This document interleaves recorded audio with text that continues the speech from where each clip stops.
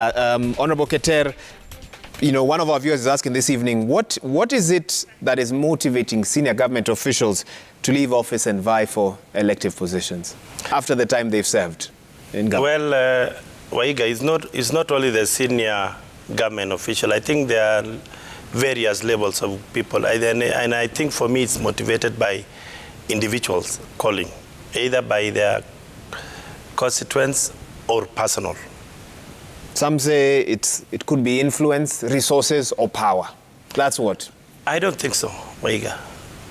I don't think so. You've seen not only the senior government officers, even the people in the private sectors who are earning more money. Some are calling for people to go and really sacrifice for their consequence, because you'll find people who are either in the private sector or, as you said, senior government officers. It's like volunteering to do a job. It's like volunteer, okay. Except it's a well-paying job, some would say. I doubt. I've been there before. I've been a member of parliament. I've been a senator. Let me tell you, Waiga, your payslip as a member of parliament, and I know it. If you go to see their payslip, it's almost about 100,000. I'm comparing it with the payslip of an ordinary Kenyan. Therefore, for ordinary Kenya, yes, it is less than your payslip. The current member, I'm telling you, because of the loans. Go ahead. Because of the loans. I'm saying, not if you see the loans they take, they are backed on 5 years. You go to the bank as a member of parliament, your loans are backed on the time of your contract is 5 years. But you, Waiga, is backed on the time of your job. Maybe your contract ran for 10 years. Therefore, for me, like me, as a CS, my salary was intact. I mean, I'll go home with 100,000, Waiga, and come. But if I'm a member of parliament, 100,000, I'll come with a negative. So where do they get the money to dish out on weekends at Harambes and fundraisings? It's only maybe mileage. You get it from mileage. You get it from Pakaso, which is a cooperative. So I know it. I know the work of the members of parliament. But you understand why we who are on the other side would question such comments when we see the display of opulence by our leaders? Well, I get it. And sometimes we wish roles can be changed. For a day. It will not even last a day. Waiga, half an hour, and you'll come back here. And I'll come back to the studio. Yes. As I get my thoughts together, we have a few SMSs, I believe. Let's put them up.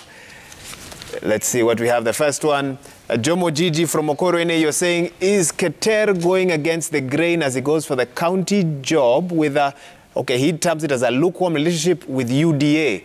Was this his fallback position? Okay. Jomo believes you have a lukewarm relationship with UDA. I don't know how true that is.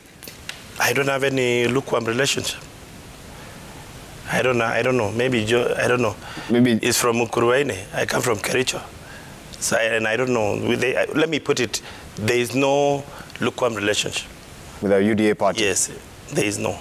If there was, why should I choose as a party of my choice? Because nobody forced me. Let's put up the next one. This is what Kenyans are also saying this evening. Enoch Kiprono, you say you can't wait to hear the CS break down agendas and what he did in cabinet. Okay, that's a broad one. Do we have another one? Harry, concerning your intention to govern Kericho County, what's your plan on the plight of healthcare workers subjected to contracts for now 5 years with low wages? Let's take that one directly.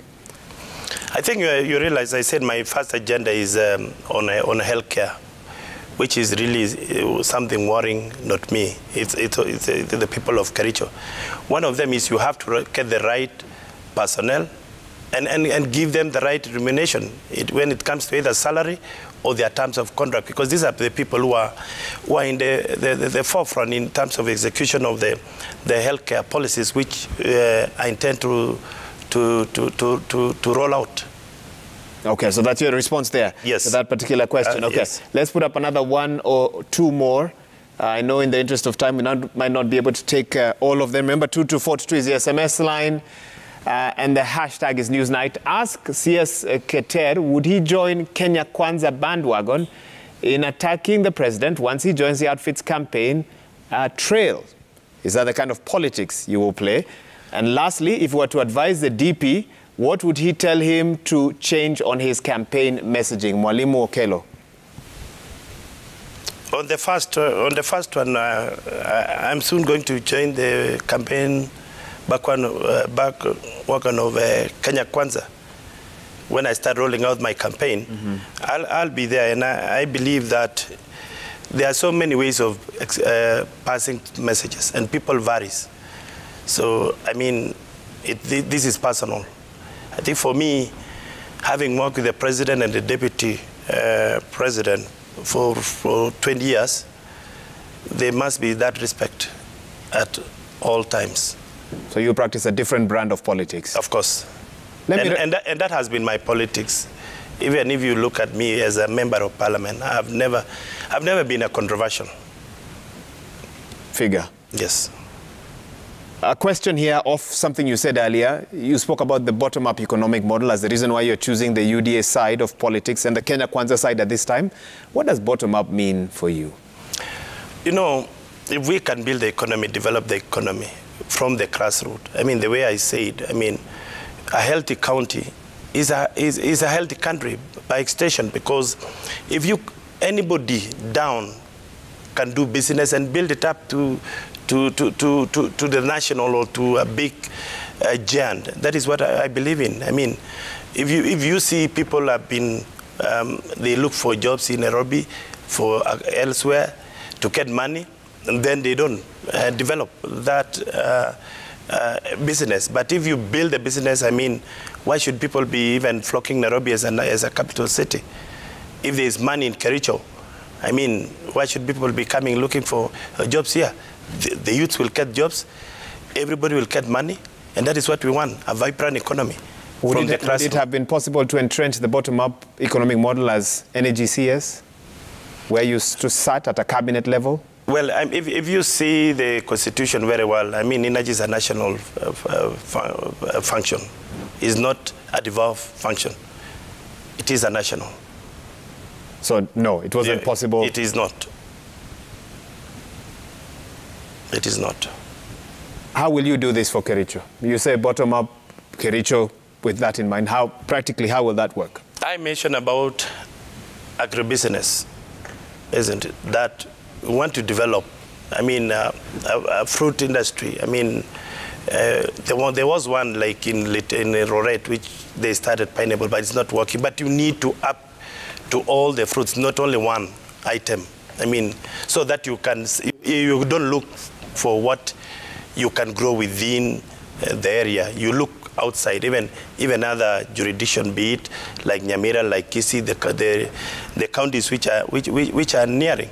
You need to develop that. You need to develop the coffee. You need to develop tea.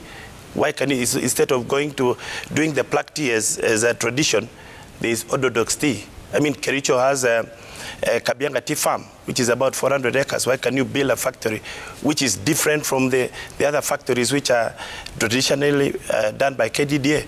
And that's what I believe in. You changing the economy of the county. You need to create the economic hubs, which I had said. I mean, if you go between the boundary between Awasi and Kericho, there are so many factories, cement factories coming in, steel factories coming in. We need now to develop that place to be an industrial zone. Let me read you an SMS, Honorable Keter, from one of our viewers. They're saying, Honorable Keter has told us he wants to be a governor, yet governors have been complaining of delayed disbursement of resources at least for the last 5 years. Isn't he walking into trouble if he gets this post? There are so many laws which have been done. One of the laws which is pending under the Attorney General is to make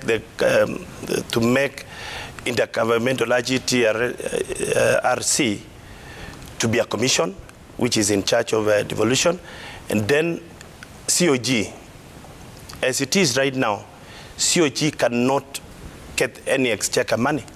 So there is a proposal that COG can be changed into a parastatal so that the national government can fund it and enhance, become strong, so that any disbursement of resources should be done within the stipulated constitutional timelines.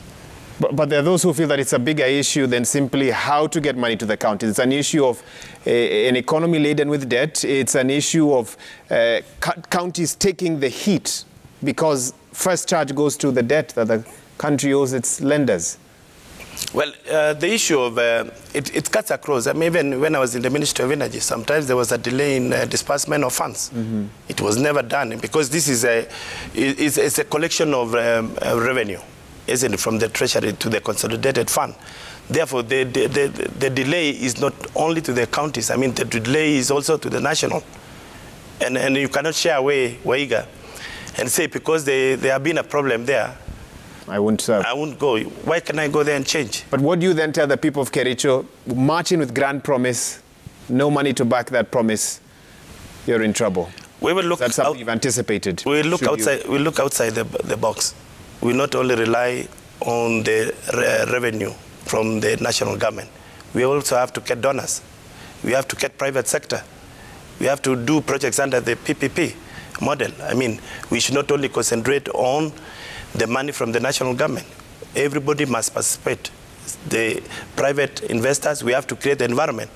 You see, most of the thing is you can create an environment for people to come and invest. Instead of building a factory, the way I was saying, it's not necessarily the county. You can give the land, you can provide everything, let individuals build that, isn't it? County can have a shareholding, isn't it? Maybe because of the land. That will be your model? Yes. Let me take one last tweet in the interest of time, one or two. Let's put one up and hear what Kenyans are asking. This is Elijah Cherutich, I believe. Ask former CS Keter, what is his opinion about the adoption of solar technology in big consumers of power? Would that move have an effect in sustaining the power sector transformation or kill electricity companies?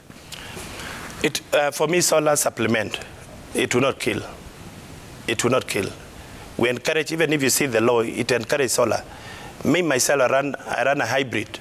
I do have a pole installed with a solar and electricity. So it doesn't, I mean, for companies, utilities, companies, it will not affect. It supplement because instead of, it even frees some of the megawatts to be used by other companies. Mm-hmm. So for me, there is no threat. We need to encourage that.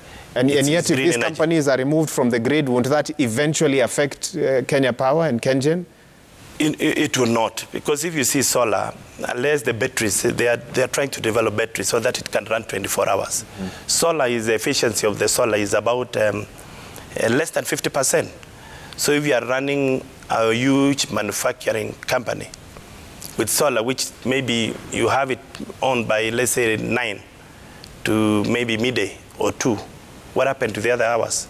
So you can see the efficiency. You have to supplement with electricity, and that's what most of the companies have done. They can use solar for lighting, and then running the turbines, they can use electricity to cut down on the cost. You will still use electricity. Honorable Keter, I asked Nzioka Waita, former State House Chief of Staff, this question 2 weeks ago. I'll ask it to you as well. How will you fund your campaigns? Through friends. I have a team of friends.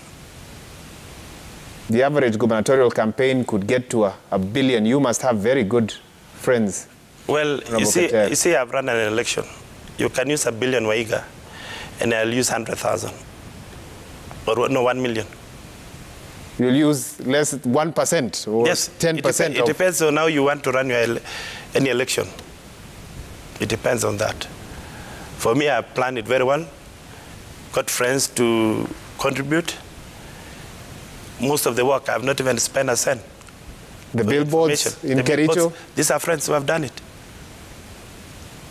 I have some good friends, and they have done it. You wake up in the morning, they say, hey, these are some of the things you do. I'm not in this cause alone. I'm in this cause with friends who also, some come from Kericho, some don't come from Kericho, but they want to see the success of Kericho. And they say the success of Kericho is their success. You will even find people at home right now. Some of them are saying, give us posters to distribute. We don't need money, isn't it? You seem to have found a secret that many are looking for. No, it's a question of goodwill. At the end of the day, when do your campaign start officially? I know. I'm intending to roll it down maybe in the next 2 weeks or so. That is when you hit the ground and you face off against whatever other worthy opponents you will find. That is when I'll hit the ground and move, non-stop, 24 hours. And I invite you, Waiga. As a journalist, I'll come and cover. As a friend. Yes. So yes, I think we will leave it there. Charles Keter, I know we have many more messages, but we are out of time. We're going to conclude this interview here. His stint at the Ministry of Energy, devolution, and now switching gears, his focus is on the county of Kericho. Competition there will be tough, but he says he's up to it. And thank you so much for everyone who's tuned in. For all your messages, 22422 has been the SMS line, #Newsnight. Every Tuesday, we strive to get duty bearers, newsmakers on the program, and nothing's off the table. And that's how we do it on Newsnight. We'll be back again next week, Tuesday, same time, same place, with a different guest. And of course, on very important issues that matter to you. So yes, once again, thank you for your time. Thank you for joining us. On behalf of the whole team that's made this broadcast possible, thank you for tuning in. Our sign language interpreter has been Njoki Shege. Have a good night. Stay safe. We'll see you soon. Goodbye for now. Thank you.